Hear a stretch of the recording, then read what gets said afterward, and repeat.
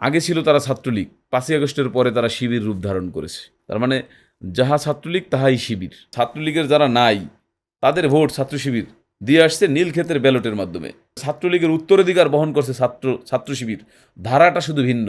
ছাত্রলীগ করছে অস্ত্র দিয়ে, আর ছাত্র শিবির করছে মব তৈরি করে।